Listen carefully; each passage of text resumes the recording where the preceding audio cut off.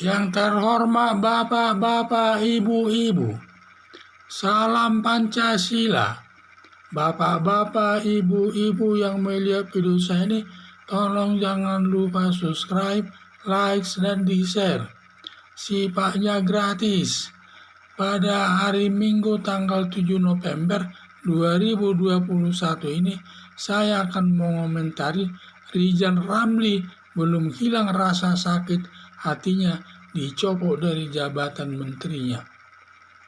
Ridwan Ramli 2 kali menjabat menteri pada pemerintahan Gus Dur dan pemerintahan Presiden Joko Widodo, dan Ridwan Ramli paling 1 tahun saja menjabat zamannya si Gus Dur sudah diganti, dan juga dalam pemerintahan Presiden Joko Widodo baru dia menjabat 1 tahun selaku Menteri Koordinator, dia sudah dicopot dari jabatannya. Diduga alasan pencopotannya di mana Ridwan Ramli ini tidak bisa berkoordinasi dengan bawahannya sehingga dipecat dari jabatannya. Ini kurang baik, dan dia hubungannya dengan bawahannya kurang baik. Berakibat Presiden Joko Widodo memecat Ridwan Ramli sebagai Menteri Koordinator. Setelah dipecat dari jabatan Menteri Koordinatornya, Ridwan Ramli belum hilang rasa sakit hatinya dicopot dari jabatan menterinya. Ridwan Ramli tidak habis-habisnya menyerang Presiden Joko Widodo agar jatuh dari jabatannya presiden, dan serangan yang dilakukan bahwa serangan-serangan yang ditujukan kepada Presiden Joko Widodo antara lain katanya perekonomian Indonesia ini anjlok, tidak bisa berkembang dengan baik, dan juga katanya Presiden Joko Widodo ini banyak menciptakan hutang negara, di mana katanya banyak hutang negara setelah Presiden Joko Widodo menjabat, dan juga minta Presiden Joko Widodo ini ditangkap polisi, katanya tidak memenuhi semua janjinya kepada masyarakat. Masih banyak tudingan yang lain yang intinya ingin menjatuhkan pemerintahan Joko Widodo tersebut. Semua tudingan negatif Ridwan Ramli malah terbalik, di mana Presiden Joko Widodo mendapat pujian atas kinerjanya, baik yang datangnya dari dalam negeri maupun dari luar negeri, terutama Perserikatan Bangsa-Bangsa atau PBB menunjuk Presiden Joko Widodo memimpin G20 yang akan dilaksanakan tahun 2022 di Bali. Harapan saya agar semua tudingan Ridwan Ramli tidak perlu ditanggapi karena banyak bohongnya, karena didasarkan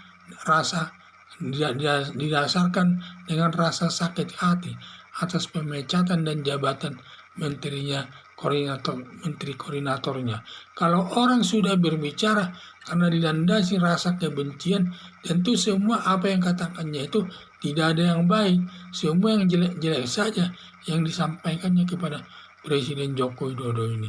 Padahal Presiden Joko Widodo ini sangat terkenal kinerjanya baik di tengah-tengah masyarakat Indonesia, di mana proyek-proyek pembangunan merata di seluruh Indonesia, di mana jalan tol baik di Jawa maupun di luar Jawa banyak juga yang dibangunnya, dan juga masalah perairan juga dibangun dan lain sebagainya.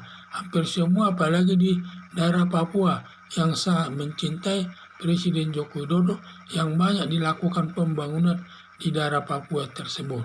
Tetapi semua itu tidak ada yang dinyatakan baik oleh Ridwan Ramli tersebut. Padahal masyarakat internasional sangat memuji-muji kinerja daripada Presiden Joko Widodo ini, termasuk katanya penanganan pandemi virus corona termasuk terbaik di dunia. Di samping itu juga dalam sidang di PBB Perserikatan Bangsa-Bangsa, di mana Presiden Joko Widodo ini ditunjuk sebagai pimpinan G20 untuk melakukan nanti di Bali tahun 2022 ini. Jadi saya lihat prestasi kinerjanya, tetapi semua itu tidak diakui oleh Ridwan Ramli, karena Ridwan Ramli tersebut menilainya karena dilandasi oleh rasa sakit hati. Tetapi kalau dia kalau masyarakat umum yang secara umum menilainya kinerja Presiden Joko Widodo ini sangat baik.